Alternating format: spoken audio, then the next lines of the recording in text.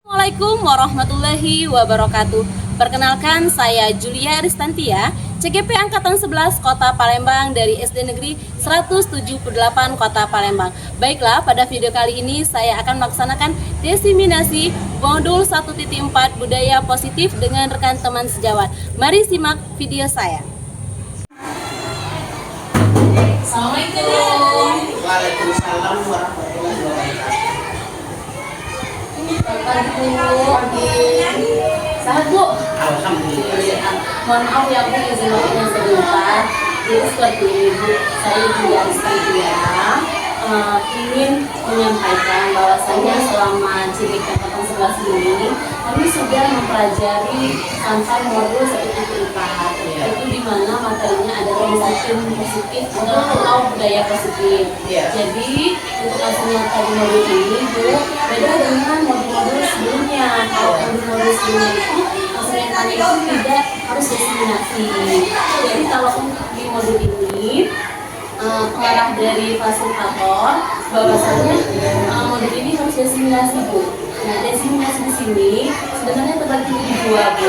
Bisa daring, bisa juga luring. Tapi setelah kami melakukan Zoom dengan hasil, Bu ya, itu sebaiknya itu dilakukan secara luring seperti itu, karena memang kita bertemu dengan teman-teman akan sedang di sekolah seperti itu. Nah, jadi Julia di sini mohon izinnya, maksudnya mohon pengarahannya, mohon pencerahannya bagaimana sebaiknya seperti itu.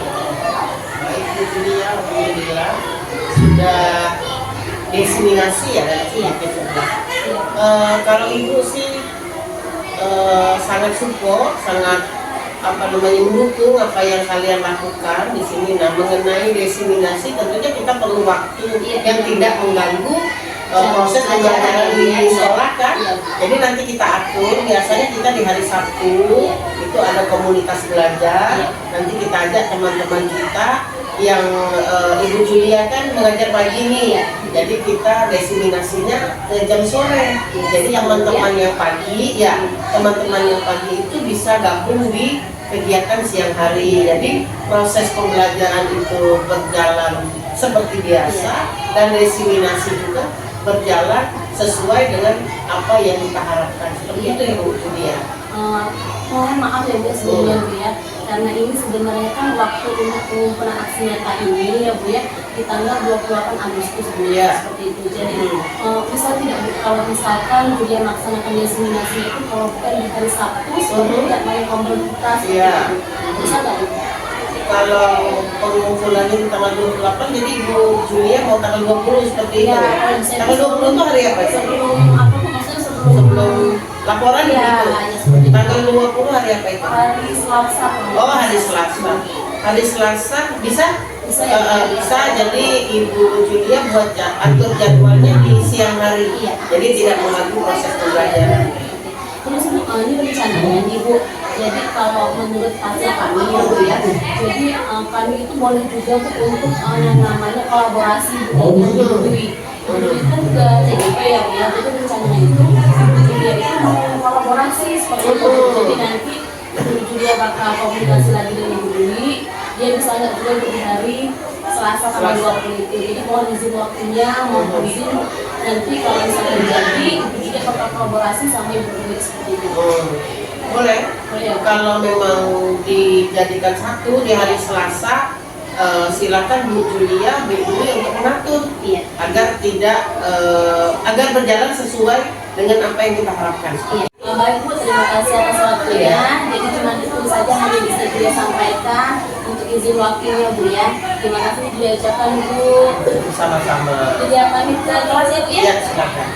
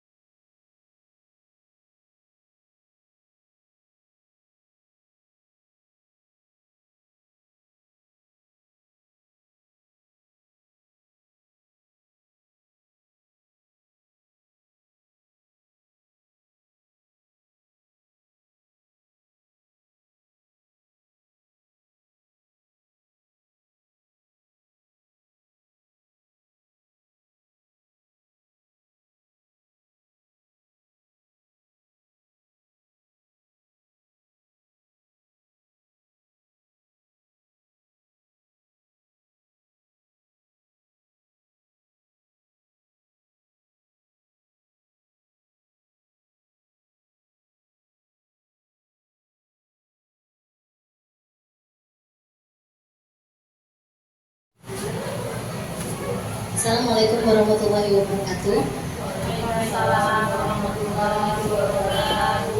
Selamat siang, salam sejahtera untuk kita semua.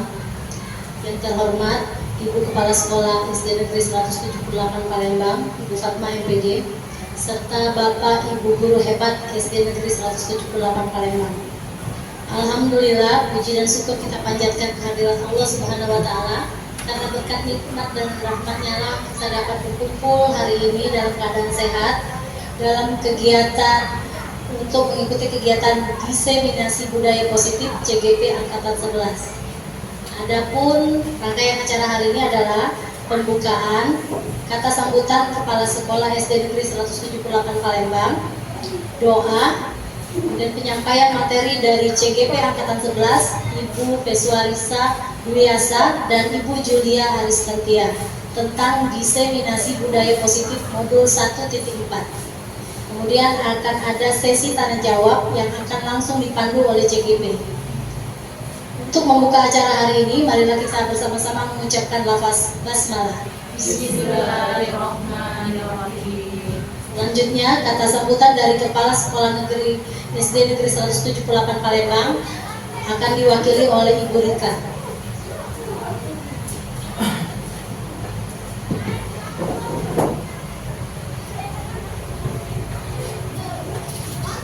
Assalamualaikum warahmatullahi wabarakatuh.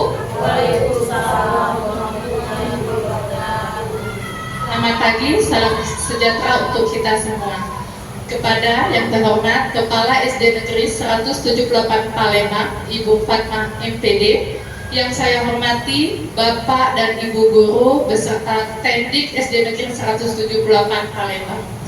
Puji dan syukur kita panjatkan kehadirat Tuhan Yang Maha Esa, yang mana pada kesempatan kali ini kita masih bisa berkumpul di ruangan Aula SD Negeri 178 Palembang dalam kegiatan program pendidikan guru penggerak CGP Angkatan 11, Ibu Peswarisa Duyasa SPD dan Ibu Julia Aristantia di modul 1.4 mengenai diseminasi budaya positif. Pada kali ini memohon izin kepada Ibu Fatma MPD selaku Kepala Sekolah SD Negeri 178 Palembang untuk mewakili kata sambutan pada kegiatan kali ini, di mana beliau sedang studi tiru di Yogyakarta yang terpilih dari salah satu sekolah penggerak di Kota Palembang. Semoga kegiatan pada diseminasi budaya positif ini bisa mengembangkan budaya positif di lingkungan SD Negeri 178 Palembang, di mana budaya itu sendiri adalah pembiasaan. Pembiasaan tersebut bisa kita lakukan dalam kegiatan di ekosistem sekolah, di mana ekosistem sekolah kita ini terdiri dari biotik dan abiotik. Dalam kegiatan tersebut, diseminasi budaya positif ini akan kita lakukan pada kegiatan intrakurikuler di kelas, kokurikuler pada kegiatan P5 dan ekstrakurikuler pada kegiatan di luar kelas. Semoga dalam penyampaian diseminasi budaya positif ini, kita sebagai pemimpin pembelajaran bisa mengimplementasikan apa-apa saja yang telah dijelaskan oleh kedua CGP Angkatan 11, sehingga bisa mengembangkan budaya positif di sekolah dan anak-anak kita membentuk karakter sesuai profil belajar Pancasila. Semoga kegiatan untuk selanjutnya akan memajukan dan mengembangkan sekolah kita sendiri dengan komunitas di SD Negeri 178 Palembang, yaitu komunitas berkah, bersama kita bisa. Dan saya akhiri dengan wassalamualaikum warahmatullahi wabarakatuh. Waalaikumsalam. Selanjutnya doa yang akan dipimpin oleh Bapak Rajis. Bapak Rajis dipersilakan.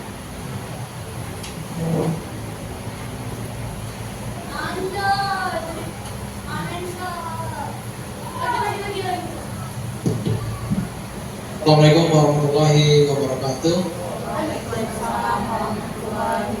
Baiklah, untuk doa ini dipimpin secara muslim, yang di luar non muslim silakan berdoa dan percaya. Auzubillahiminasyaitonirrajim. Bismillahirrahmanirrahim. Alhamdulillahirabbil alamin, hamdan syakirin, hamdan na'imin, hamdan yukafi mazidah. Ya Rabbana lakal hamdu kama yanbaghi likal karim wa ajmil sultanik. Allahumma sholli ala sayyidina Muhammadin salatan tunjina biha min jami'il ahwali wal ahwal wa tablana biha min jami'il hajat misai wa tabana inda ma'al darajat wa tulina fil hayati wa ba'dal mamat inna qaribun mujibud da'wat wa qadiyal hajat. Allahumma inna saluka salamatan bidin wa barakatan fi rezeki wa taubatan ba'dal maut wa rahmatan indal maut wa biratan ba'dal maut. Allahumma hawin alaina fi sakaratil maut wa najatan min al hisab.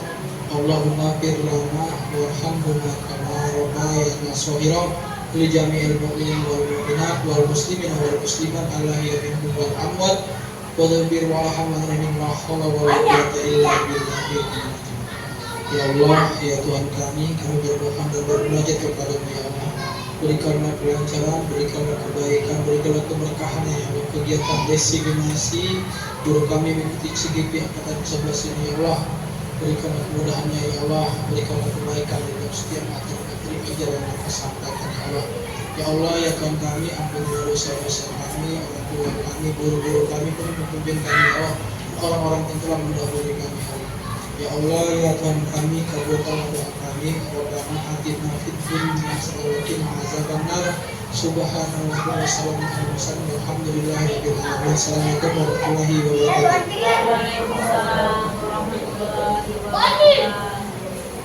Selanjutnya masuk ke acara inti, yaitu penyampaian materi dari CGP Angkatan 11, Ibu Peswalisan Biasa SPD dan Ibu Julia Aristantia SPD tentang diseminasi budaya positif modul 1.4 sekaligus diskusi dan tanya jawab yang akan langsung dipandu oleh CGP. Ada Ibu Julia dan Ibu Dwi, kami silakan. Masih di zonanya nyaman. Kita merasa berada di zona nyaman, nggak tahu orang sudah pergi ke Australia nih, orang sudah pergi ke Amerika nih. Kita masih berada di zona nyaman di Palembang, kata Bu Rika. Masih berada di sini. Orang semua pergi. Ketika kita melihat sekeliling kita nggak ada lagi orang. Jadi jangan sampai kita menjadi orang yang berada di zonanya nyaman. Ada lagi Bapak Ibu pertanyaannya? Sudah cukup? Nanti kita refleksi di akhir materi ini, karena masih ada 3 materi lagi yang akan disampaikan oleh narasumber hebat kita lagi ya, Ibu Julia Aristantia, tentang kebutuhan dasar manusia, posisi kontrol restitusi, segitiga restitusi. Untuk materi disiplin positif, motivasi perilaku manusia, keyakinan sekolah atau kelas, tidak ada lagi pertanyaan, sudah paham semua. Insya Allah kita jalankan ke depannya bersama-sama, bisa? Insya Allah bisa. Akhir kata, Bu Dwi ucapkan wassalamualaikum warahmatullahi wabarakatuh. Mohon maaf apabila ada kesalahan. Kesempurnaan hanya milik Allah, kesalahan hanya milik kita semua.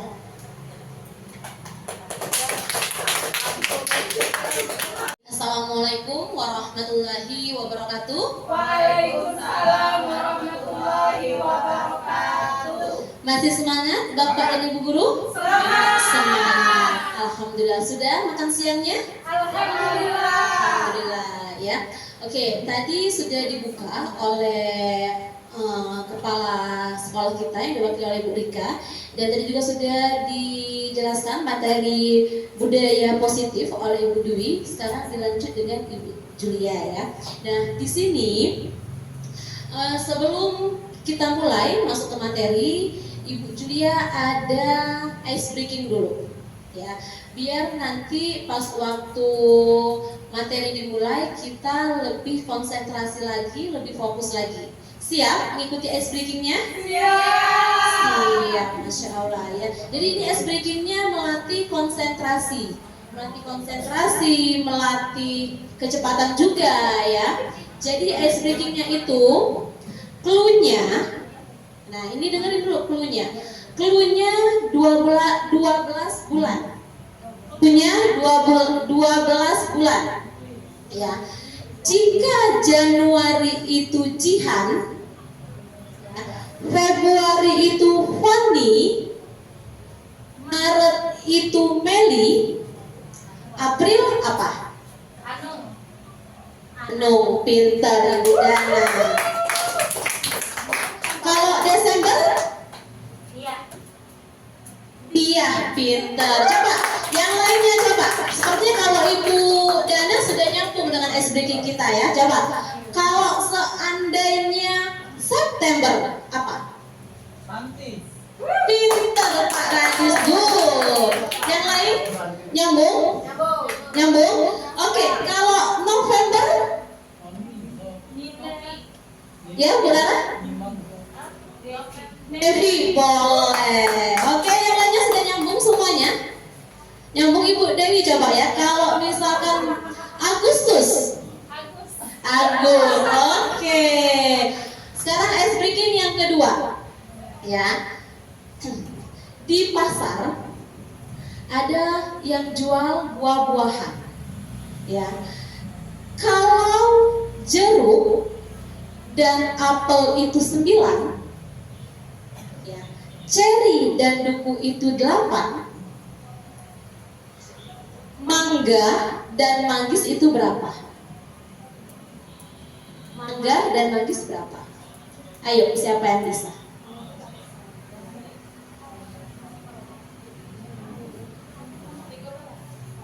Berapa? Ibu Dewi? 13, benar? Benar nggak? Mangga dan manggis 13? Benar nggak kira-kira? Yang lain nyambung nggak? Kalau duku dan ceri itu 8, duku dan ceri 8, jeruk dan apel itu 9, nah mangga dan manggis berapa? Berapa?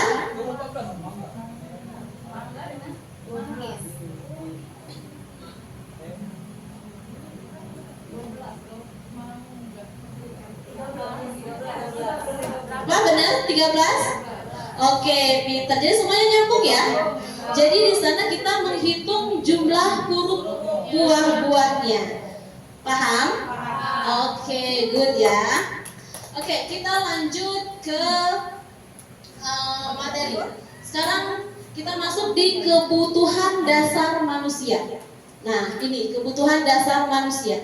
Ibu Tia tanya, kira-kira kebutuhan dasar kita tuh apa sih? Siapa yang bisa jawab? Ayo. Kira-kira apa yang kita butuhkan? Makan, oke. Energi, oke. Apalagi? Kasih sayang, oke. Minum tadi sudah sama makan ya, itu termasuk kebutuhan dasar apa kira-kira? Kebutuhan pokok ya, termasuk apa itu? Sandang, pangan ya. Oke. Terus apa lagi kira-kira kebutuhan dasar kita? Pakaian, oke. Ada lagi? Yang tahu kira-kira kita ini butuh apa sih? Apa sih dasarnya kita ini butuh apa? Materi. Uang, ya uang, materi. Teman.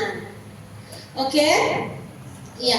Jadi kebutuhan dasar manusia itu ya, ketika seorang peserta didik melakukan sesuatu perbuatan yang bertentangan dengan nilai-nilai kebajikan atau melanggar peraturan, hal itu sebenarnya dikarenakan mereka gagal memenuhi kebutuhan dasar mereka. Nah, ini tadi yang sudah kita sebutkan satu persatu. Kebutuhan dasar manusia, bertahan hidup. Artinya kita butuh makan, butuh minum, ya, untuk kita bertahan hidup. Kemudian kasih sayang dan rasa diterima. Artinya kita butuh kasih sayang, ya, butuh pelukan, ya, butuh perhatian. Kemudian penguasaan. Nah, kemudian selanjutnya butuh kebebasan, ya. Dan yang terakhir kita butuh kesenangan. Butuh tidak Bapak Ibu kita kesenangan? Butuh, ya. Itulah yang disebut kita butuh refreshing, ya, karena kita butuh kesenangan. Nah, untuk lebih lanjutnya lagi, biar kita lebih paham lagi dengan 5 kebutuhan dasar manusia, kita langsung masuk ke studi kasus. Ya, biar Bapak Ibu lebih jelas lagi mengenai 5 kebutuhan dasar manusia. Nah, di sini studi kasusnya ceritanya adalah Ibu Tia adalah guru wali kelas 2A. Sedang bingung menghadapi ulah salah satu peserta didik di kelasnya. Beberapa anak telah mengeluh bahwa ragil yang seringkali meminta jajanan atau bekal makan siang mereka dengan paksa. Jika Anda menghadapi situasi seperti Ibu Tia, apa yang akan Anda lakukan? Menurut Anda, kira-kira apa alasan ragil melakukan hal itu? Nah, sebelum kita lanjut ke jawabannya, kira-kira ada nggak yang bisa jawabnya? Kira-kira kenapa ragil melakukan hal itu? Kira-kira ayo, siapa yang bisa menjawabnya, Bapak Ibu? Jadi ceritanya ini di kelas Ibu Tia, anak-anak itu mengadu kalau si ragil itu seringkali meminta jajanan ataupun bekal dengan paksa. Jadi kira-kira mengapa alasan ragil melakukan hal itu? Ada yang bisa bantu jawab, Bapak Ibu? Yuk, Ibu Rika bisa bantu jawab? Dari studi kasus ini, nah tadi kan ada yang bertahan hidup sama ada membutuhkan rasa kasih sayang dan rasa diterima. Kalau untuk dia mengambil jajanan atau bekal makan siang itu berarti itu untuk kehidupannya seperti itu. Untuk rasa diterima dengan rasa perhatian dari teman-temannya, ragil ini akan diberikan perhatian oleh Ibu Tia dan diberikan oleh Ibu Tia rasa kasih sayang terhadap ragil tersebut. Jadi menurut Ibu Rika itu ada dua alasan ya. Oke, terima kasih Bu Rika atas jawabannya. Yang lain ada yang mau menambahkan? Ada yang mau menambahkan? Di sini kasusnya dia sudah mencakup 5 kebutuhan dasar tadi. Ibu Rika sudah 2 menjawab, bertahan hidup dan kasih sayang. Ayo, ada 3 lagi. 3 lagi kebutuhan dasar manusia. Alasan ragil melakukan hal tersebut.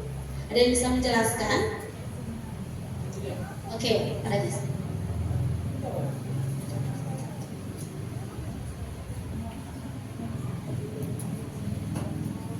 Iya. Tadi kan sudah dijelaskan oleh Bu Rika kan, kedua kan bertahan hidup dengan kasih sayang. Ada juga di situ kan anaknya kan dia ini kadang hobinya menjahil orang, jadi itu masuk kesenangan diri dia.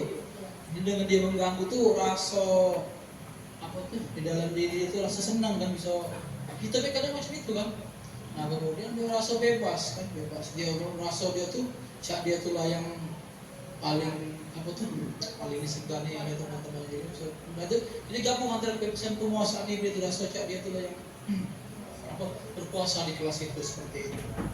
Ya, terima kasih Pak Des. Masya Allah, luar biasa ya. Kasih tepuk tangan yang luar biasa untuk Bu Rika dan Pak Radis. Artinya Bapak dan Ibu Guru 178 ini memang benar-benar hebat ya. Benar-benar sudah menyambung dengan materi yang Ibu Tia sampaikan. Masya Allah, luar biasa ya. Jadi memang benar ya. Dari studi kasus ini ya, si ragil ini mempunyai 5 alasan mengapa ragil melakukan hal itu. Kita bahas satu persatu. Ini alasan ragil yang pertama. Karena ia lapar dan orang tuanya tidak membawakannya bekal makan siang, maka kebutuhan dasar yang sedang berusaha dipenuhi ragil adalah kebutuhan untuk bertahan hidup. Artinya, dia memaksa makanan kepada teman-temannya itu agar dia bertahan hidup, agar dia tidak merasa lapar. Itu ya untuk alasan yang pertama. Sampai sini paham ya Bapak Ibu ya? Oke. Kemudian yang kedua, alasan ragil yang kedua, karena dia merasa senang temannya jadi memperhatikan dia, sama seperti yang dikatakan oleh Ibu Rika. Akhirnya Ibu Tia memperhatikan dia, akhirnya teman-temannya memperhatikan dia. Ya, ketika temannya melaporkan tindakannya itu pada gurunya dan gurunya memberitahu orang tuanya sehingga orang tuanya jadi memperhatikan dia, maka kebutuhan dasar yang sedang dipenuhi ragil adalah kebutuhan akan kasih sayang dan rasa diterima. Jadi dengan kejadian ini, Ibu Tia melaporkan kepada orang tuanya bahwa ragil ini suka meminta makanan bekal siang temannya memaksa. Akhirnya dia laporkan ke orang tuanya. Dan orang tua ragil itu akhirnya memperdulikan ragil. Ya, jadi si ragil ini mendapatkan perhatian dari orang tuanya. Ya, dan akhirnya dia merasa bahwa dia itu diperhatikan dan dia merasa bahwa ibunya ini sebenarnya sayang sama ragil ini. Seperti itu. Ini untuk alasan yang kedua. Kemudian alasan ragil yang ketiga ini, karena temannya jadi takut dengan dia dan menuruti keinginan dia, maka sebetulnya ragil sedang berusaha memenuhi kebutuhan dasarnya akan kekuasaannya. Jadi ragil ini sepertinya berkuasa, karena ragil ini tadi tindakannya memaksa. Ya, teman-teman ragil ini akhirnya takut karena ragil memaksa. Kalau misalkan tidak diberi bekalnya, mungkin si ragil ini akan memukul temannya atau apalah ya. Jadi si ragil ini menjadi kebutuhan dasarnya itu kekuasaan dia. Seperti itu. Nah, kemudian untuk alasan yang keempat, karena dia merasa bosan. Ya, karena dia merasa bosan dengan bekal makanan yang dibawakan ibunya dari rumah. Ya, mungkin hanya mie saja mungkin yang dibawakan oleh orang tuanya si ragil ini. Jadi dia merasa bosan dengan bekal yang dibawakan oleh orang tuanya. Karena ibunya selalu membawakan bekal yang sama, oleh karena itu dia ingin mencoba makanan teman-temannya yang beraneka ragam. Maka ragil sedang berusaha memenuhi kebutuhan dasarnya, kebebasannya di sini, ya, karena dia bosan tadi. Oke, untuk selanjutnya alasan yang terakhir adalah, nah ini karena ia melakukannya karena iseng, benar apa yang dikatakan Pak Rajis tadi.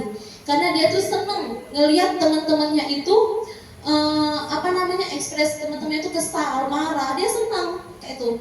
Jadi dianya karena diambil makanan dan menurut dia ekspresi teman-temannya itu lucu, maka berarti ragil sedang berusaha memenuhi kebutuhannya akan kesenangan. Jadi ketika teman-temannya itu marah, makanannya diambil, ragilnya malah senang. Dengan melihat ekspresi wajah teman-temannya itu, dia merasa senang. Jadi kebutuhan kesenangannya itu terpenuhi, seperti itu. Sampai ke kasus ini, paham? Kebutuhan dasar manusia. Oke, kira-kira Bapak Ibu guru, ada nggak studi kasus yang lain yang pernah Bapak Ibu alami selama mengajar?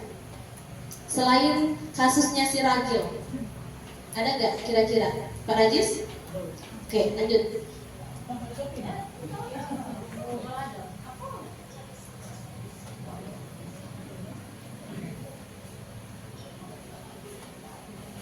Jadi kalau kami di dalam pelajaran video kami banyak kan, memang anak-anak ini kan rasanya memang di guru video kami mau guru olahraga itu jelek apa senang murid kan datang kan.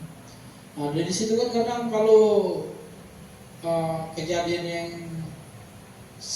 garis besar kayak yang saya alami kan, seperti mereka belajar minta diperhatikan bagaimana Pak, kadang tidak bisa nggak ngerti kan. Mungkin kalau dia mungkin butuh perhatian dari guru olahraganya nih, bertanya lagi.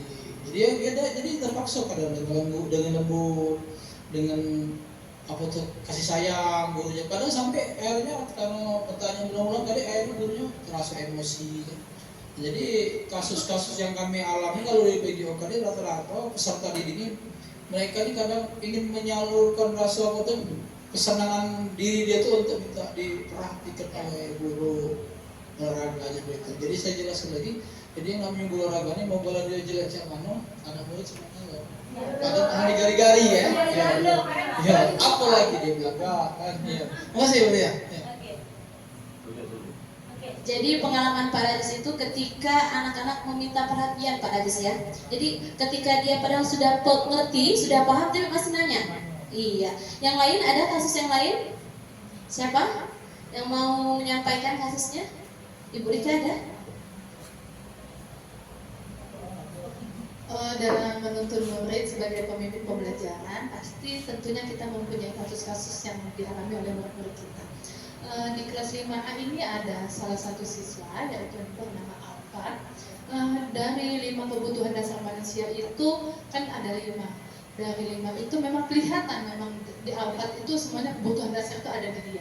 Ketika guru sudah menjelaskan materi atau temannya sedang berpresentasi, Alfat ini selalu menanyakan hal-hal yang tidak penting pada saat proses pembelajaran. Tetapi di sini Ibu Rika tidak menyalahkan Alfat dalam proses pembelajaran. Tetapi dengan mengenal kasus kebutuhan dasar dari Ibu Tia, Ibu Rika memahami bahwa murid kita ini mempunyai 5 kebutuhan dasar yang harus kita penuhi sebagai guru itu sebagai pemimpin pelajaran yang menuntun murid kita agar membentuk karakternya seperti itu. Terima kasih Bu Tia. Oke, terima kasih Bu Rika atas berbagi pengalaman ya Bu Rika ya. Jadi si Alfat itu Bu Rika 5-5-nya ada di Alfat. Iya, jadi tapi yang paling dominan apa Bu Rika? Kira-kira yang paling dominan apa? Rasa diterima dan kasih sayang. Ya, jadi dia butuh kasih sayang, butuh diperhatikan ya Bu Rika ya. Oke, baik. Jadi untuk 5 dasar kebutuhan manusia ini, Bapak Ibu guru kira-kira sudah paham belum? Paham ya? Kayaknya sudah paham semua ya gitu ya. Oke, kita lanjut ke materi selanjutnya. Nah, di sini posisi kontrol restitusi. Dari 5 dasar tadi kita ke posisi kontrol restitusi ya. Nah, kita sebagai guru, yang pertama itu guru sebagai penghukum. Yang kedua, guru sebagai pembuat merasa bersalah. Yang ketiga, guru sebagai teman. Yang keempat, guru sebagai pemantau. Dan yang kelima, guru sebagai manajer.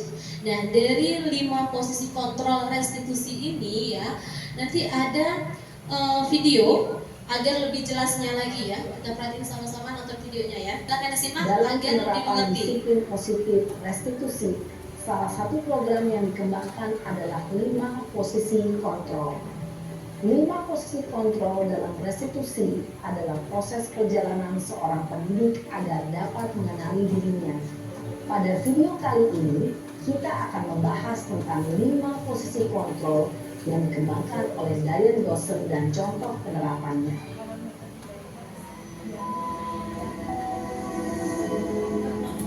Silakan disimak ya Bapak Ibu ya. 5 posisi kontrol itu adalah 1. Posisi penghukum. 2. Posisi pembuat merasa bersalah. 3. Posisi teman. 4. Posisi pemantau atau monitor. Dan 5. Posisi manajer.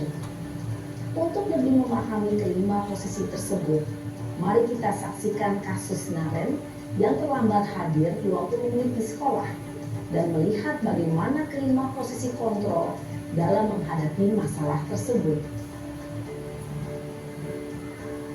Ini sebagai posisi penghukum, guru sebagai posisi penghukum. Jadi ceritanya Naren ini telat selama 20 menit sebelum pembelajaran dimulai. Naren, sini kamu. Selamat pagi Bu. Selalu terlambat. Kamu deh, pasti terlambat. Maaf Bu, saya Apa? Apa coba? Alasan kamu apa lagi? Kapan sih kamu tidak terlambat? Kalau sekali ya kamu jadi anak. saya Dasar pemalas. Tak kapok-kapok sih kamu. Sudah berapa kali terlambat? Enak, kamu keliling lapangan basket 2 kali. kenapa saya harus keliling lapangan basket Bu? Kenapa? Kamu melawan ibu. Berani-beraninya jawab. Sudah terlambat, masih berani jawab pula. Sekarang, keliling lapangan basket 5 kali sekalian. Biar kapok. Cepat. Pergi sana ke lapangan basket. Posisi penghukum biasanya berbeda. Oke, jadi tadi itu adalah posisi penghukum ya. Jadi tadi bisa kita lihat sama-sama bahwasanya guru itu ya langsung memberi hukuman kepada Naren tanpa meminta dulu alasan mengapa Naren itu terlambat. Ya, dia langsung mencaci maki si Naren, langsung mengejudge bahwa Naren itu salah. Seperti itu. Tanpa dia menanyakan dulu, harusnya dia bertanya dulu, Naren kenapa terlambat? Tapi dia tidak. Ya, guru di sini sebagai posisi penghukum, dia tidak mau tahu alasannya apa. Yang dia tahu bahwa Naren itu salah. salah karena datang terlambat dan dia langsung memberi hukuman. Ya, seperti itu. Itu adalah posisi penghukum. Dengan nada tinggi, menghardik, menunjuk-nunjuk, menyakiti, dan menyindir. Hukuman bisa berupa fisik maupun psikis. Ibu dan bapak guru hebat. Dampak yang terjadi pada murid ketika guru berada pada posisi penghukum adalah murid cenderung akan memberontak, bahkan menyimpan dendam.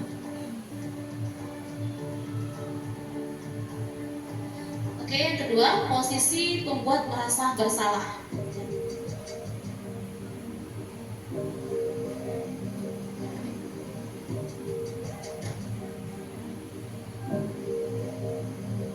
Naren,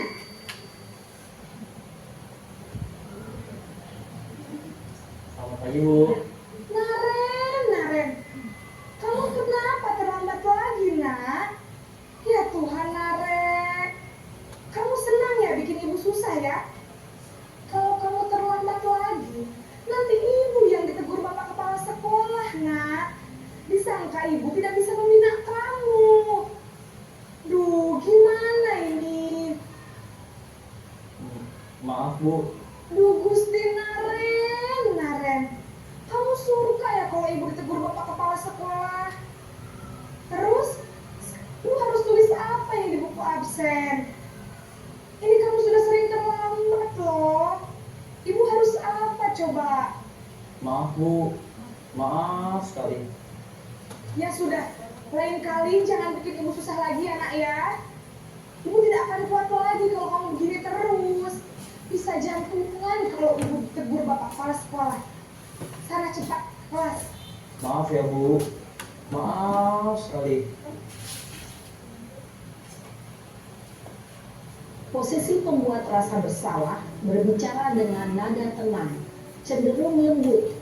Namun kata-kata yang diutarakan membuat murid merasa menjadi orang yang gagal, memandang buruk dirinya sendiri, merasa tidak berharga, dan tidak sanggup membahagiakan orang lain. Ketika guru mengambil posisi pembuat rasa bersalah, murid akan menganggap dirinya yang bersalah dan ia akan menyimpan emosi negatif tersebut di dalam dirinya. Oke, jadi yang tadi itu posisi pembuat merasa bersalah.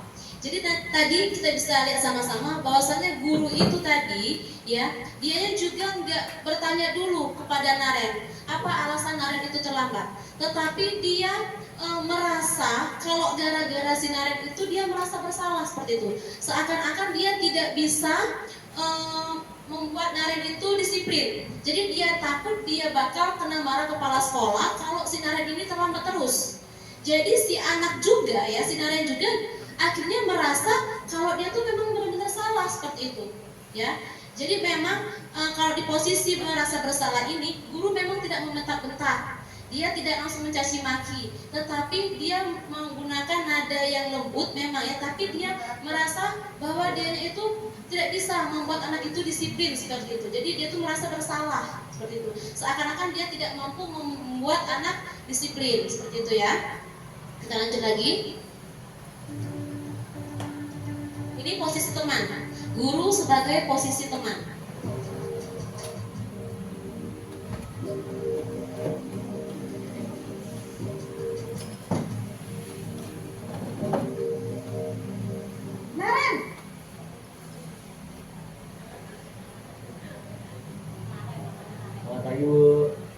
Wah, sudah jemput apa ini nak?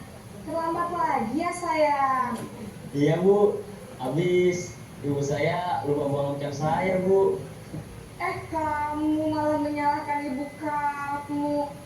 Kamu bukannya anak yang larinya paling kencang. Kok terlambat sih?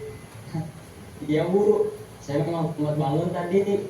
Jadi biarpun saya lari kencang, tetap gak kekejar Bu. Ya sudah sana, nanti lain kali larinya lebih kencang lagi ya, biar gak terlambat lagi. Bikin seneng ibu, demi ibu, bisa kan? Bisa lah Bu. Ya sudah sana masuk sekolah, ibu beresin urusan absen. Kamu ini ada-ada saja. Dalam posisi teman, guru berbicara dengan nada suara ramah, akrab, sering bersenda gurau untuk menjaga suasana tetap santai. Murid akan merasa senang, aman, dan akrab dengan guru. Identitas yang tercipta adalah identitas sukses atau berhasil. Namun, perlu diingat, karena ini masih dorongan eksternal, maka ada faktor ketergantungan dari murid kepada orang tertentu. Di sini guru absennya, sehingga di lain waktu murid bisa berperilaku baik, namun hanya kepada orang-orang tertentu saja. Oke, jadi tadi guru sebagai teman ya. Dan tadi kita bisa lihat sama-sama bahwasannya ibu guru tadi menganggap Naren itu sebagai temannya. Dia ramah sama Naren ya. Jadi si Narennya juga menghadapi ibu guru tadi juga santai. Tapi di sini dampaknya ya, ketika kita menganggap siswa kita itu teman, jadi peserta didiknya itu nantinya tidak kepada semua guru dianya disiplin seperti itu. Ya, hanya kepada guru-guru tertentu saja yang menganggap dia temannya. Belum tentu misalkan nih ada contoh misalkan si Napip itu karena Ibu Tia anggap sebagai teman, jadi dianya sama Ibu Tia aja yang nurut. Ketika sama Ibu Dana dia nggak mau nurut seperti itu karena Ibu Dana tadi mungkin posisinya sebagai guru yang sebelumnya tadi pemantau ataupun penghukum misalkan Bu Dana. Jadi si Napipnya nggak suka sama Bu Dana seperti itu. Ya, jadi ada sisi negatifnya juga untuk di posisi guru sebagai teman ini ya. Kita lanjut lagi posisi pemantau atau monitor.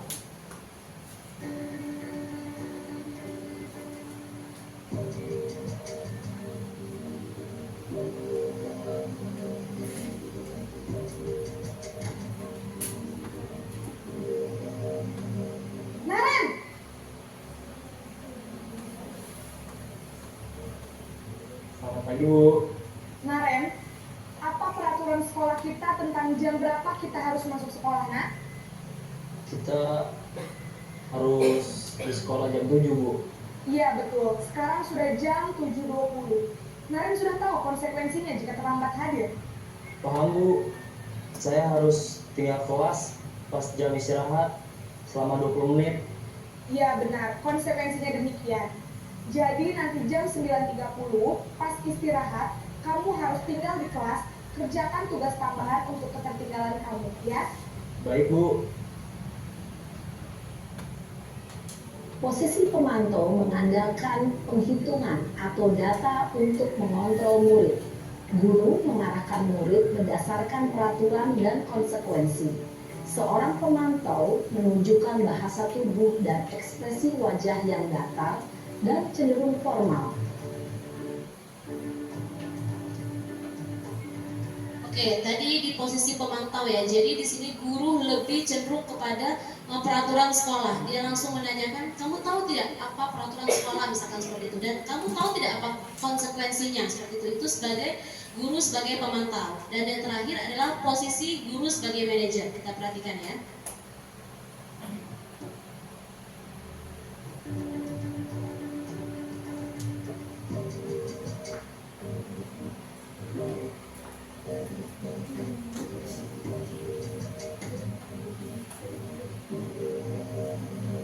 Naren!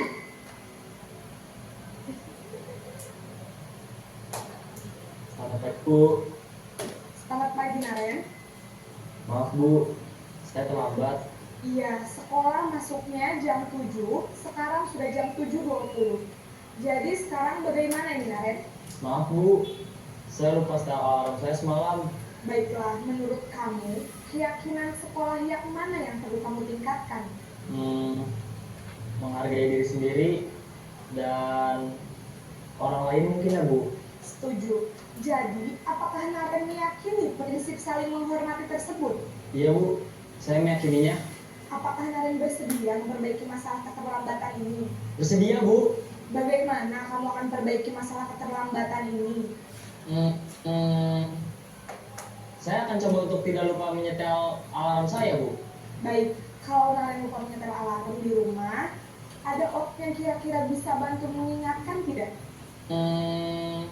Ada, Bu. Kak Emma. Ada lagi selain Kak Emma? selain Kak Emma ada ibu saya. Baik, jadi yang mengingatkan Naren adalah Kak Emma dan ibu kamu ya. Kira-kira akan mulai start kapan nih Naren? Setelah pulang sekolah akan segera saya lakukan. Baik, jadi Naren akan setel alarm untuk bangun besok pagi dan akan diingatkan oleh kakak dan ibunda Naren ya. Ada lagi yang mungkin perlu dilakukan Naren agar tidak terlambat bangun lagi? Tidak ada, Bu. Baik Naren, terima kasih untuk kerjasama kamu. Sekarang kamu perlu kembali ke kelas untuk belajar. Baik, Bu. Terima kasih. Posisi manajer adalah posisi kontrol yang disarankan untuk membimbing murid memiliki sikap disiplin yang positif, yaitu murid yang mandiri, bertanggung jawab, dan dapat memecahkan masalah. Tujuan dari posisi ini adalah agar murid dapat berefleksi atas tindakannya. Guru akan dengan tulus memberikan pertanyaan-pertanyaan bermakna, sehingga membuat murid dapat belajar dari kesalahannya dan mencari sebuah solusi untuk menyelesaikannya. Ibu dan Bapak guru hebat, setelah mengamati adegan kelima posisi kontrol tadi, kira-kira posisi mana yang paling ideal? Oke, baik Bapak dan Ibu guru hebat. Dari kita saksikan video 5 posisi kontrol tadi, kira-kira posisi mana yang paling ideal yang harus kita punyai, harus kita lakukan? Posisi apa? Manajer. Oke, sekarang Ibu Tia tanya, kira-kira Bapak dan Ibu guru SD Negeri 178 ini ada di posisi yang mana? Ada di posisi yang mana sekarang? Coba, ayo. Siapa yang mau kasih berbagi praktik baiknya? Kira-kira dari 5 posisi kontrol tadi, kita sekarang ini ada di posisi yang mana sih? Siapa yang mau ini? Oke, Bu Rara. Assalamualaikum warahmatullahi wabarakatuh. Waalaikumsalam warahmatullahi wabarakatuh. Saya akan berbagi praktik baik. Ini di kelas 3C ya, di fase B. Untuk kontrak konstitusi, yaitu di posisi saya itu di posisi sekarang ini, yaitu posisi manajer, dimana pada suatu saat itu kita ada rapat, kebetulan siswa itu tuh bermain pintu. Nah, dari bermain pintu itu mereka menutup dan mendorong. Nah, itu pernah suatu kejadian di kelas 2 tahun lalu itu tangan siswa itu ada yang kejepit. Terus yang kedua itu juga pintu itu bermasalah karena pernah lepas dari engselnya. Nah, jadi setelah saya ke sana dan saya memantau siswa itu, siapa saja pelakunya yang melakukan dorong pintu, menutup dan sebagainya itu, saya kumpulkan anak itu dan saya memberi petunjuk kepada mereka. Coba kalian lihat, ya, saya posisikan diri saya. Coba tangan kalian dimasukkan ke dalam pintu, apa yang akan terjadi? Iya Bu Rara, katanya, tangan saya akan terluka, tangan saya akan terjepit dan sebagainya. Nah, selanjutnya kalau seandainya pintu ini terlepas lagi, misalkan, apa yang kami akan tertimpa Bu Rara, katanya. Nah, maka dari itu kita itu tidak perlu memainkan pintu. Apa itu fungsinya pintu itu? Melindungi diri kita Bu Rara. Nah, jadi kita itu tidak perlu menggunakan pintu itu sebagai mainan, karena itu bukan mainan. Ya, itu saja. Terima kasih. Wassalamualaikum warahmatullahi wabarakatuh. Oke, terima kasih Bu Rara atas berbagi pengalamannya ya. Jadi di sini Bu Rara sudah memposisikan Bu Rara sebagai guru, sebagai manajer ya. Artinya tadi dari cerita Bu Rara ya, Bu Rara tidak langsung memarahi si anak ya, tidak juga mencari siapa pelakunya ya, tetapi Ibu Rara memposisikan kalau misalkan kira-kira tangannya kalau misalkan dimasukkan ke dalam pintu itu apa yang akan bakal terjadi, seperti itu Bu Rara ya. Jadi tidak langsung memarahi anak-anak tadi seperti itu. Oke. Nah, sekarang Ibu tanya lagi, kira-kira Bapak dan Ibu guru ya, ada tidak kejadian atau peristiwa yang sampai saat ini masih melekat di hati Bapak dan Ibu guru ketika waktu menjadi peserta didik? Seperti itu. Kira-kira pernah tidak kejadian ketika Bapak dan Ibu guru menjadi peserta didik, ada guru yang di posisi mungkin sebagai guru sebagai penghukum, atau guru sebagai pembuat merasa bersalah, atau sebagai teman, pemantau dan manajer? Ada tidak peristiwa mungkin kejadian-kejadian waktu Bapak dan Ibu guru menjadi peserta didik? Ada tidak kejadian-kejadian waktu di sekolah seperti itu? Jadi pengalaman pribadinya ada tidak yang sampai sekarang masih melekat seperti itu mungkin? Bu Dwi ya? Oke, baik, terima kasih Bu Tia atas waktunya. Izin Bapak Ibu guru untuk berbagi pengalaman. Ini ceritanya sudah berapa tahun ya? Sudah hampir 10 tahun lebih kayaknya ya. Saya itu 2006 itu baru kelas 3 selesai. Ini berdiri ya Bu Tia? Lanjut ya Bu, lanjut. Itu kejadiannya di 2004. 2004. Iya, 2004 itu kebetulan saya kelas 1 SMA, Bapak Ibu sudah tua ya. Iya, ya. Jadi kejadiannya itu saya baru masuk 1 SMA. Kebetulan sebenarnya saya tuh nggak bercita-cita untuk masuk SMA, Bapak Ibu. Saya ini bercita-cita untuk mengambil teknik mesin. Jadi Bapak Ibu, singkat cerita ya, waktu SD saya itu agak tomboy sedikit, jadi nggak pernah pakai rok, baru sekarang pakai rok. Jadi saya pakai celana. Dari kelas 1 SD sampai SMP kelas 3 saya pakai celana. Orang-orang yang pakai rok saya pakai celana. Kebetulan waktu SD orang tua saya kepala sekolah kebetulan. Pada saat SMP bibi saya, ya bibi itu kepala sekolah lagi kebetulan. Jadi ada juga penguasa di sana ya. Saya bersifat penguasa di sana. Nah pada saat SMA nggak ada siapa-siapa di SMA ini Bapak Ibu. Jadi berdiri sendiri Bapak Ibu. Kepala sekolah nggak kenal saat itu. Jadi pada saat itu saya nggak mau untuk menggunakan rok. Jadi saya gunakan celana. Nah saat itu ada, saya masih ingat, ini sebenarnya sudah almarhum ya, almarhum Pak. Dia teriak dari lapangan, hei anak itu.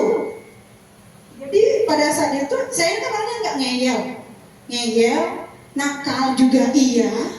Jadi saya dengan santai jawab, iya Pak, ada apa? Kenapa kamu beda? Lihat sekeliling kamu, ada nggak yang sama seperti kamu? Kamu ini tanda kutip dia langsung mengejar. Nah itu kan tadi anak nakal, anak yang ngeyel. Nah singkat cerita Bapak itu langsung ngejas dan saya langsung di baris, di bendera, hormat di sana dan celana saya itu disobeknya Bapak Ibu. Sobeknya sampai ke paha. Iya kelihatan Bapak Ibu. Namanya anak SMA lah ya, anak SMA nggak peduli mau disobek mau di apa biarkan. Bahkan saya tambah sampai lagi loh Bapak Ibu, sampai ke sini Bapak Ibu. Jadi iya. Putih ya saya itu. Nah jadi Bapak Ibu saat itu saya belum tahu apa kata-kata yang saya pulang. Saya tanya sama ayah saya dan ayah saya marah. Siapa yang bicara seperti itu? Nah? Jadi Pak ini loh Pak. Pak itu bahasa apa Pak? Ya apa ya Pak? Jadi ibu saya yang jawab. Juga orang tua saya karena mau menemui guru tersebut. Jadi saya dibawa juga ke psikolog Bapak Ibu. Saya di sana dites, ditanya-tanya apa yang saya sukai, banyak sederetan pertanyaan banyak sekali yang ditanya oleh psikolog itu pada saya. Dan akhirnya yang saya ingat saya dendam nih Bapak Ibu. Nah jadi rasa guru itu saat menghukum itu akan menimbulkan rasa dendam kita ini kepada guru tersebut. Dan akhirnya saya benci Bapak Ibu. Setiap pelajaran dia Bapak itu mengajar mata pelajaran PKN kalau kemarin, PPKN kalau kemarin. Jadi setiap pelajaran PPKN saya nggak pernah masuk. Saya benci deh Bapak Ibu. Jadi saya minta tukar, saya dapat kelas 1 dulu. Saya minta tukar jadi 1-8. Saya pindah kelas. Itu aja Bu Ibu. Oke, Ya, terima kasih Bu Dwi atas pengalamannya. Jadi setelah kita mendengarkan pengalaman dari Ibu Dwi tadi, ya setelah 10 tahun yang lalu Bu Dwi ya, 10 tahun yang lalu, tapi Ibu Dwi masih membekat di hati dan di ingatan. Artinya apa? Ketika kita sebagai guru itu sebagai penghukum, akan ada rasa dendam yang berterus-terusan dengan peserta didik kita. Ya, jadi itu sangat apa maksudnya? Sangat disayangkan ya. Jadi mulai dari sekarang Bapak Ibu, saya akui saya juga guru di posisi penghukum. ya. Tapi setelah saya belajar budaya positif ini, oh ternyata seperti ini dampaknya kalau kita sebagai penghukum, ya. Oke, yang lain ada lagi pengalaman-pengalaman pribadi mungkin semasa waktu masih sekolah. Ada kira-kira gurunya yang sebagai penghukum, pembuat merasa bersalah, atau mungkin ada sebagai teman, gurunya menganggap kita sebagai teman. Ada tidak? Ada tidak kira-kira pengalaman pribadinya? Atau kalaupun tidak ada pengalaman pribadi, sekarang posisinya Bapak Ibu sebagai apa nih? Tadi Bu Lara tadi sebagai manajer sudah. Yang lain? Posisi apa yang lain? Bunyi Mas? Belum, oke. Yuk, Pak Rajis. Oke, Pak Rajis, lanjut Pak.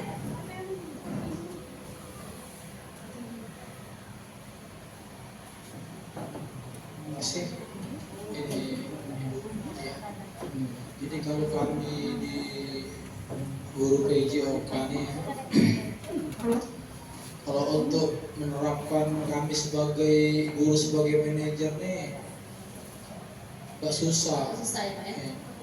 Sudah tuh kami juga seperti guru PJOK ya palingnya bisa tuh sebagai teman, dan juga karena apa, kalau kita nak menerapkan guru sebagai manajer atau sebagai pemantau itu agak sulit, apalagi namanya jenjang sekolah dasar.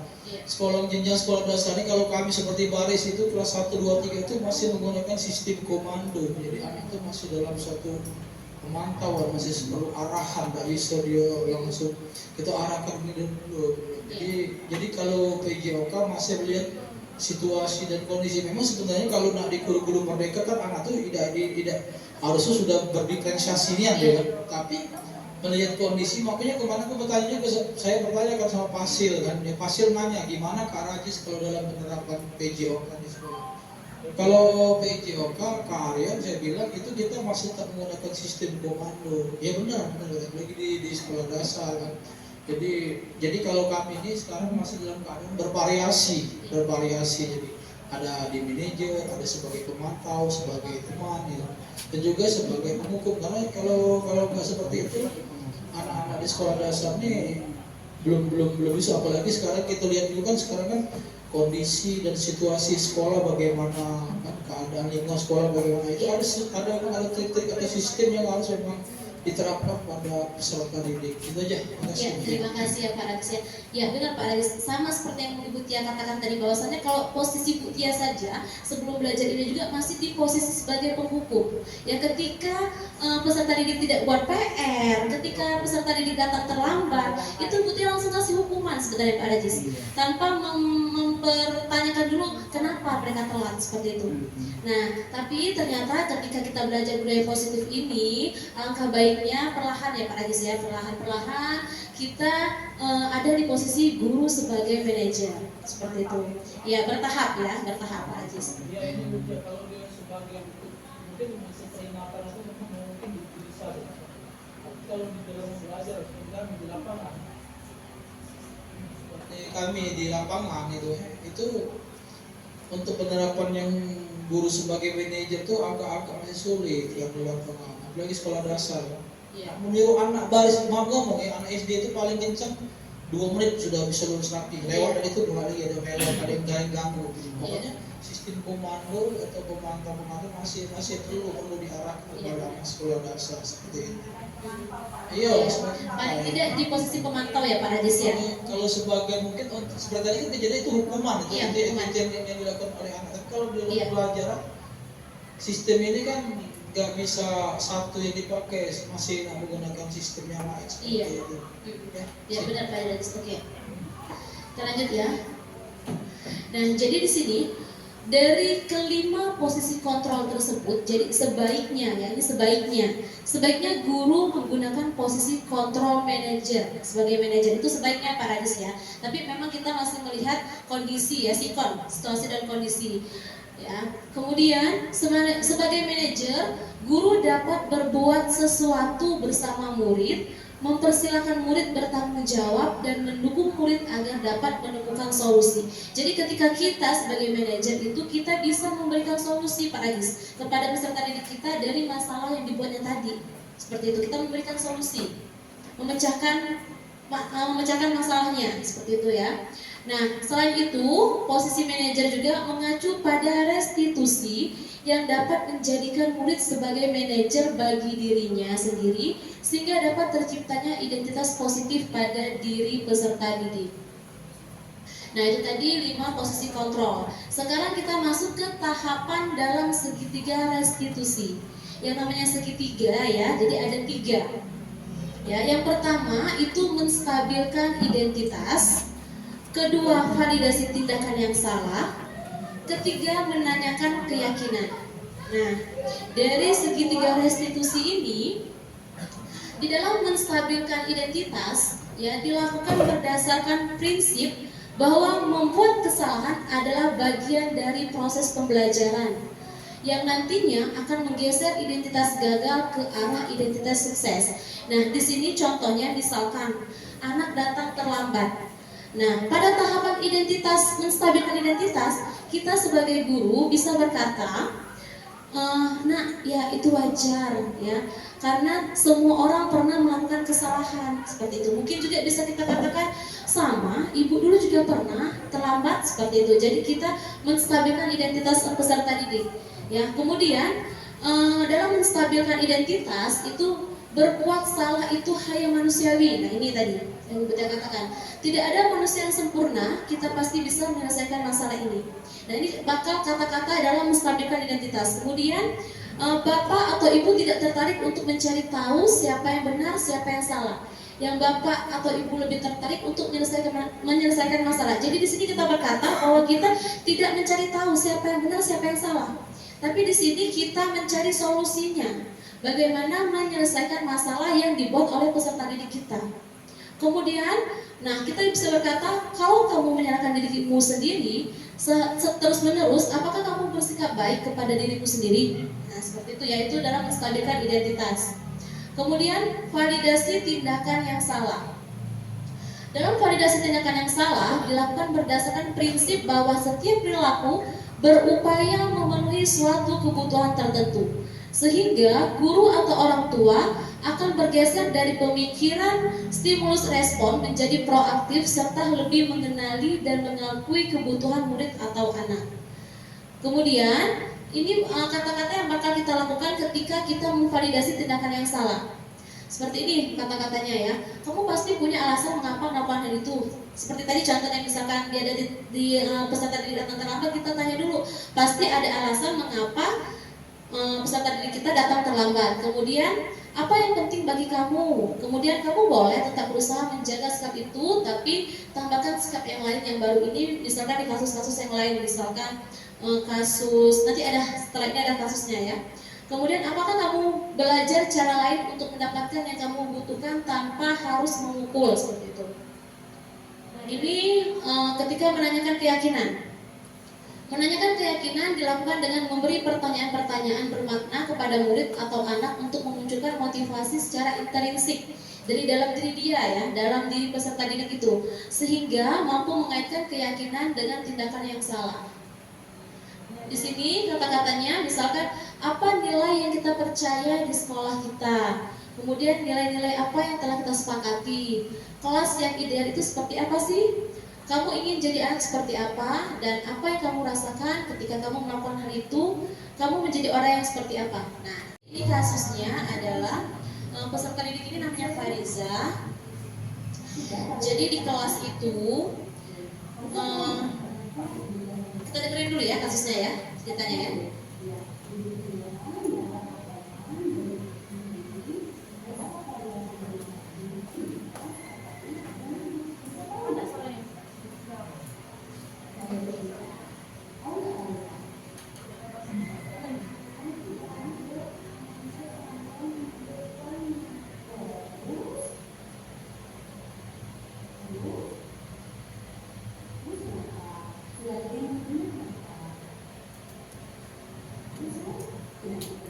Nah, jadi ini Farizanya ini dianya takut untuk cerita. Jadi kita terus menggali agar dianya bercerita seperti itu ya.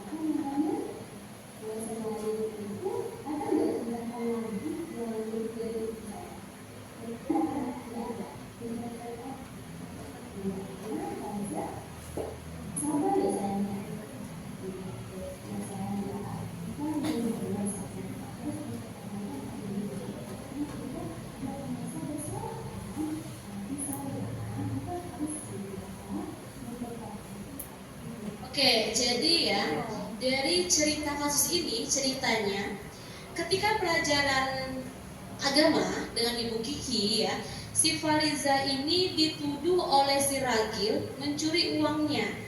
Seperti itu. Jadi si Fariza dituduh oleh Ragil mencuri uangnya dan dia tidak terima.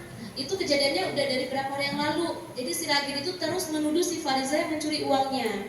Nah, Ibu Kiki melapor sama Ibu Tia bahwasanya tadi pas waktu pelajaran agama ada keributan di kelas. Akhirnya Ibu Tia sebagai guru kelas memanggil Fariza. Kenapa? Ada apa?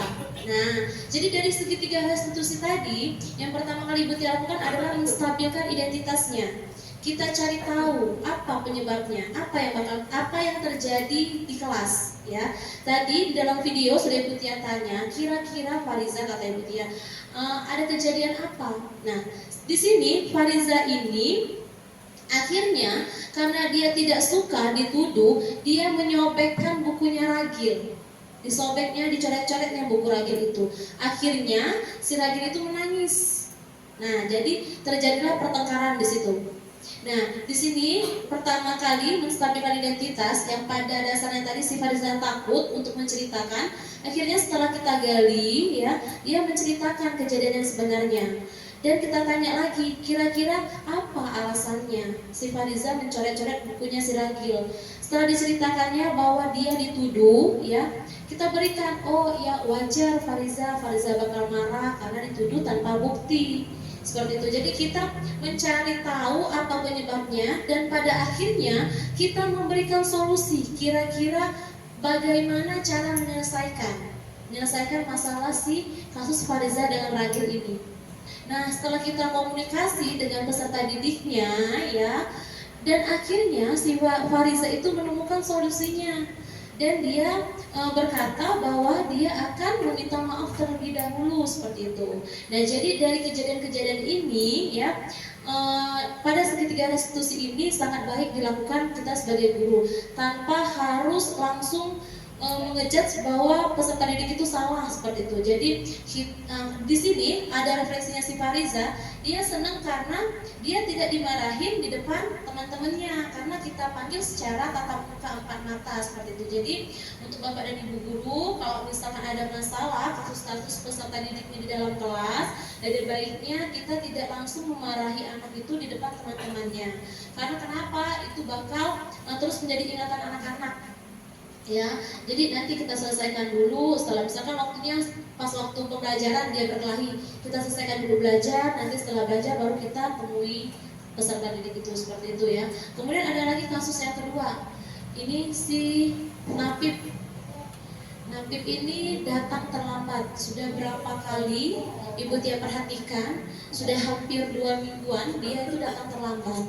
Dan akhirnya Ibu Tia ajak untuk berdiskusi, dipanggil ya.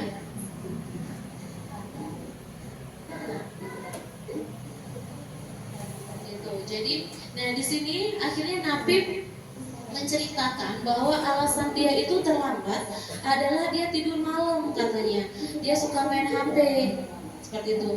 Nah, jadi di sini sama-sama Ibu Tia dan Napib mencari solusinya bagaimana supaya Napib itu tidak datang terlambat lagi. Dan akhirnya Napib itu terbuka juga dianya, terbuka untuk memecahkan masalah dia sendiri, seperti itu. Dia berkata bahwasannya, ya Bu, kalau berarti saya harus tidur cepat, berarti katanya seperti itu. Dan saya tidak boleh lagi berarti ya Bu kalau main HP itu malam-malam. Iya benar. Jadi dia bisa menyelesaikan masalah dia sendiri, seperti itu ya.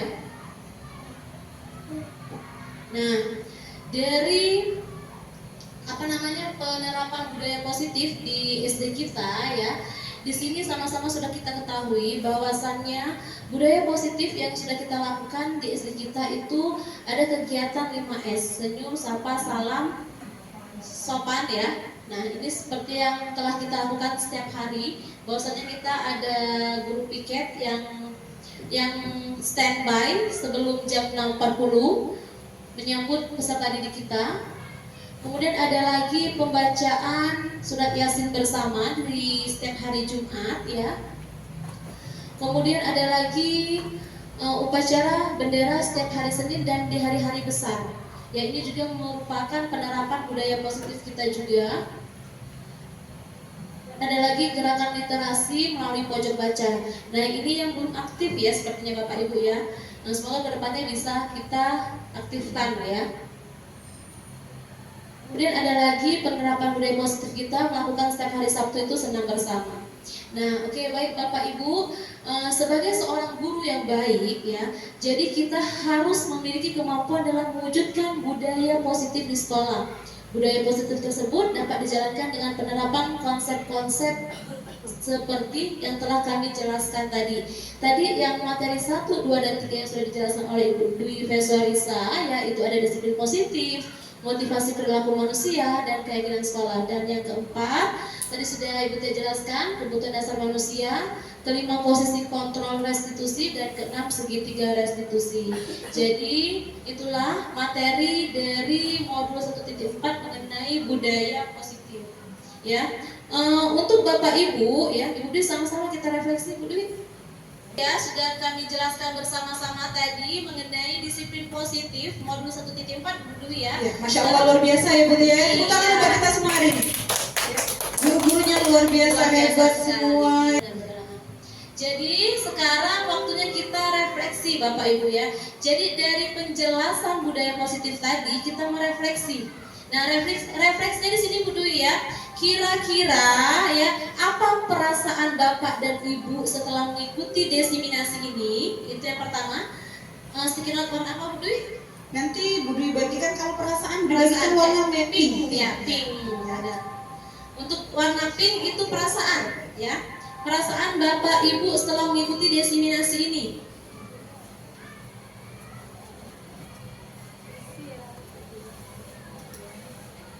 Kemudian yang kedua itu apa yang Bapak Ibu dapatkan setelah melakukan atau mengikuti desiminasi ini? Nanti dibagikan warna hijau ya Bu ya. Jadi ada 6 yang materi kita hari ini. Apa yang Bapak Ibu dapatkan dari ke-6 ini?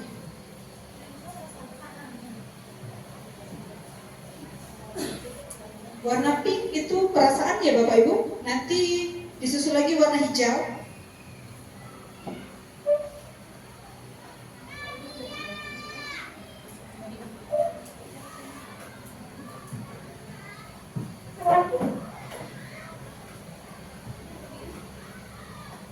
Warna berikutnya. Boleh Bapak Ibu kalau selesai boleh ditempel di papan display ya Bapak Ibu, tempel di depan.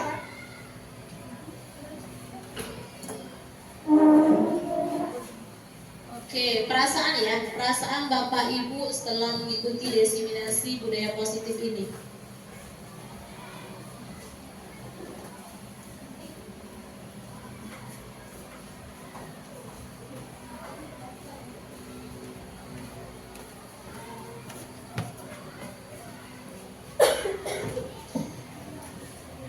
Pastinya happy ya Bapak Ibu ya.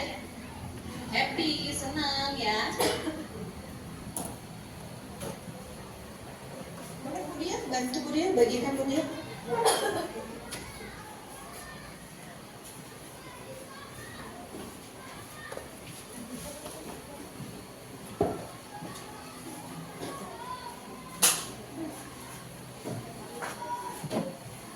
Oke, yang di sticky note warna hijau itu apa yang Bapak Ibu dapatkan?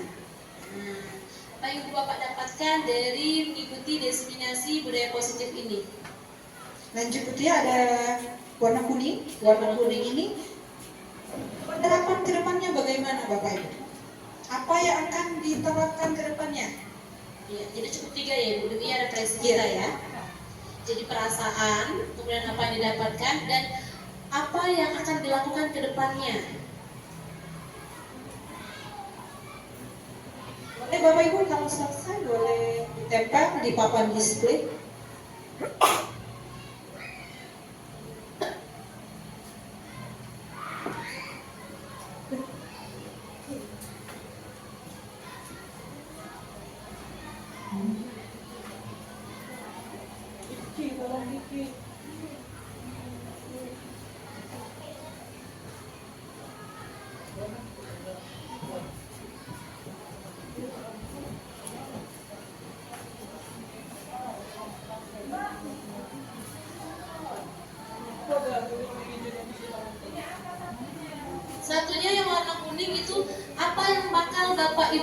lakukan ke depannya setelah mengikuti diseminasi budaya positif ini? Apa yang Bapak Ibu lakukan ke depannya?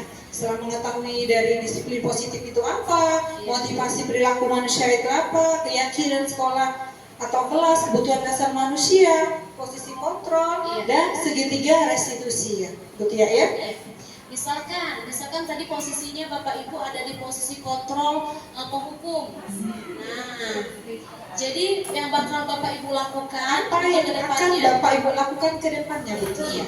Jadi yang bakal Bapak Ibu lakukan ke depannya adalah berusaha maksudnya ada di posisi manajer seperti itu.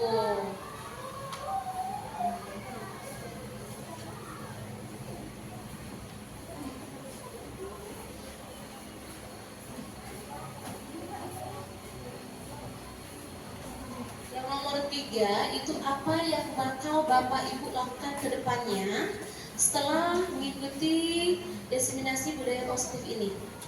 Kira-kira apa yang bakal Ibu lakukan ke depannya?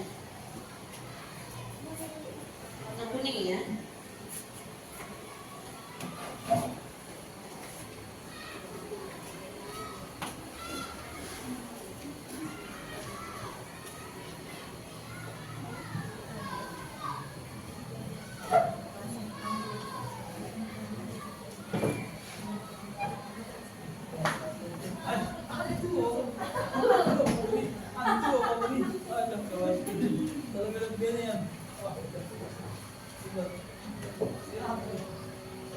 Tiga, kalau sudah selesai yang ketiga silakan ditempel. Ini Bu, biar nenek kita lihat dulu.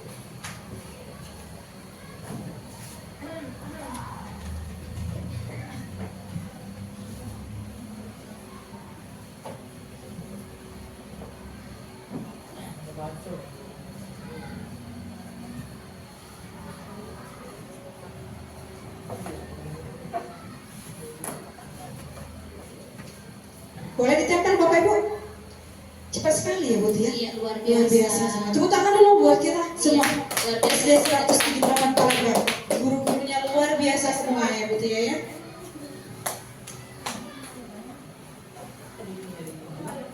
Tadi sudah?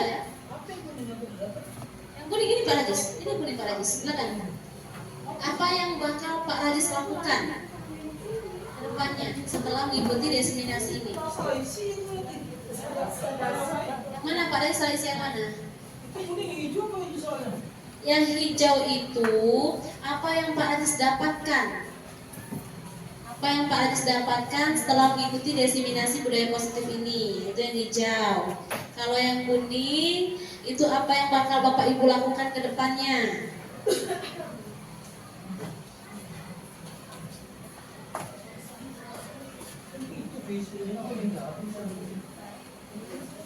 Oke, sudah selesai semuanya? Oke, baik. Sekarang untuk yang pertama ya Bu Dwi, kita kasih Kesempatan buat peserta dulu ya hari ini. ke Bapak Ibunya yang mau membacakan hasil dari perasaan. Siapa yang mau maju untuk membacakan perasaan dari Bapak dan Ibu guru? Ayo, siapa yang mau maju? Ada yang mau maju? Pak Hairul Bu, dari tadi Pak Hairul. Oke, Pak Hairul boleh, Pak Hairul. Belum, belum. Siapa? Ayo, siapa yang lain? Oke, Ibu Dewi, silakan.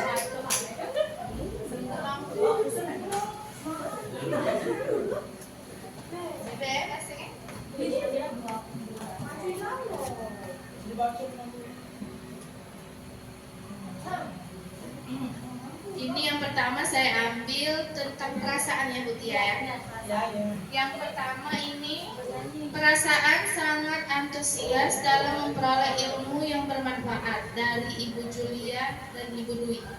Dari siapa ini Bu? Oh dari Bu Rika ya? Ya, tepuk tangan buat Bu Rika. Ini dari Ibu Kiki. Perasaannya senang mendapatkan ilmu yang bermanfaat. Tepuk tangan dulu. Alhamdulillah ya, kalau senang, alhamdulillah Bu Dia kita tidak kesulitan ya Bu Dwi ya. Terima kasih Bu Dewi. Oke, untuk selanjutnya Bu Dwi silakan Bu Dwi. Baik, untuk selanjutnya apa yang Bapak Ibu dapatkan? Bu Dwi mau pilih yang paling banyak nih dari Ibu dia kayaknya ini. Ya, dari Budi.